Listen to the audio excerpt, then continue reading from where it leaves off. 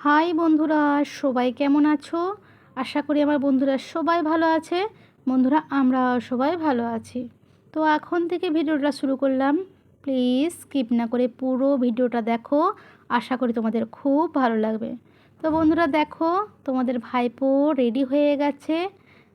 তা কোথায় যাবে বলো তো? যাবে কলেজে। এইদিকে তোমাদের দাদাও রেডি হয়ে গেছে, আর দেখো 32 পাটি খুলেই অস্থির। তা যাই হোক, একসঙ্গেই বেরিয়ে চলে যাচ্ছে।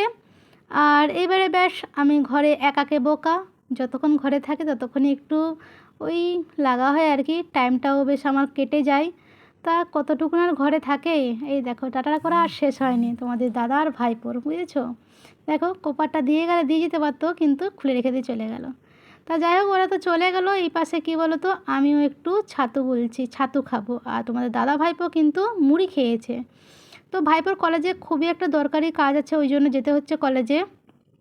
তা দেখো, এ পাশে আমি কিন্তু ভাত বসিয়ে দিয়েছি।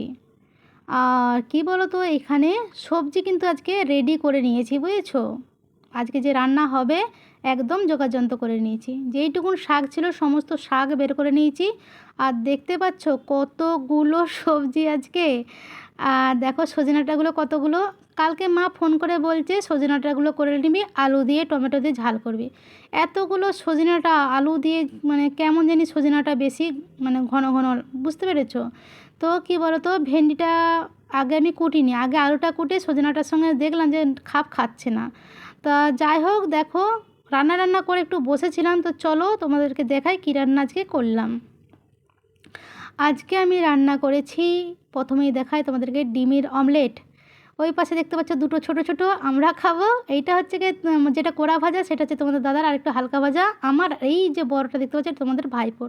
তোমাদের ভাইপো কী বলতো, ফুল ভাজা খেতে পছন্দ করে না, ভিতরটা না কাঁচা কাঁচা থাকবে, একদম মানে নরম থাকবে, ওই রকম খেতে পছন্দ করে। তো তোমাদের ভাইপোর পছন্দ মতোই ডিমের অমলেটটা করেছি। আর করেছি সুজনি শাক ভাজা। সব শাকগুলোই ভেজে নিয়েছি, বুঝেছো?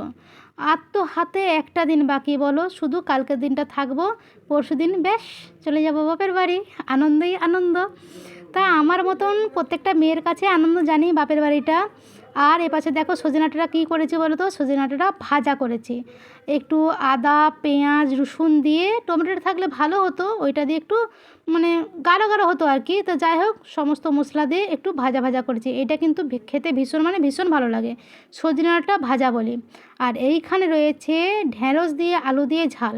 ঢ্যাঁড়স রান্নাটা কিন্তু কোনো মানে আজকের তালিকায় ছিল না। আলুগুলো কুটেছিলাম সজনে ডাঁটা দিয়ে আলু দিয়ে ঝাল করব বলে, তো দেখলাম ঠিকঠাক যেন মেকআপ খাচ্ছে না। তো ঢ্যাঁড়স দুটি ছিল, ঢ্যাঁড়সের সঙ্গে ঝাল করে দিয়েছি, বুঝেছো? আর অবশ্যই রয়েছে এক হাঁড়ি ভাত। তো দেখো, নিজের জন্য ভাত বেড়ে নিয়েছি, শাক, সজনে ডাঁটা ভাজা আর ডিমের অমলেট। আমি কিন্তু ঢ্যাঁড়সের ঝাল নিইনি, কারণ আমি ঢ্যাঁড়সের ঝাল খাবো না। আজকে ঢ্যাঁড়সের ঝাল খেতে একদমই আমার ভালো লাগছে না, বুঝতে পেরেছো? ইচ্ছে করছে না। তা যাই হোক, আজকে আমার একটা ভাইয়ের কমেন্টসের উত্তর দেব।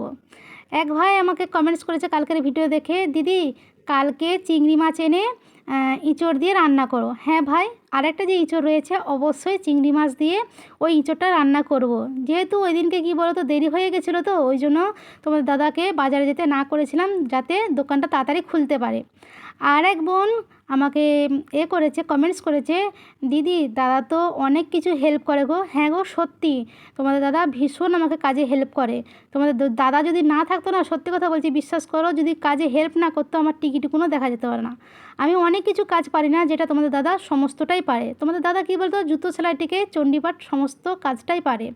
তা যাই হোক, দেখো আমি কিন্তু আগে শাক দিয়ে খাচ্ছি।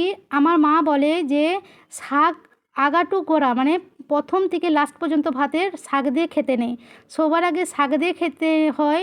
আর যদি তুমি তিতো দিয়ে খাও, তিতোটাও আগে খেয়ে নিতে হয়, শেষকালে খেতে নেই। তো দেখো, শাক দিয়ে খেয়ে নিয়েছিলাম, তারপরে কিন্তু সজনে ডাঁটা ভাজাটা দিয়ে খেয়েছি, শেষকালে খাবো ডিমের অমলেট। আমি কিন্তু কম বেশি আমার ভিডিওতে বলেই থাকি যে আমি কিন্তু ডিম দিয়ে একদমই ভাত খেতে পারি না।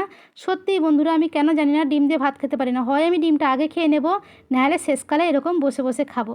তো যাই হোক বন্ধুরা, চলো, এই ছিল আমাদের আজকের ভিডিওটা যদি ভালো লেগে থাকে অবশ্যই লাইক কমেন্ট শেয়ার করো। আর বন্ধুরা সবাই ভালো থেকো, সুস্থ থেকো।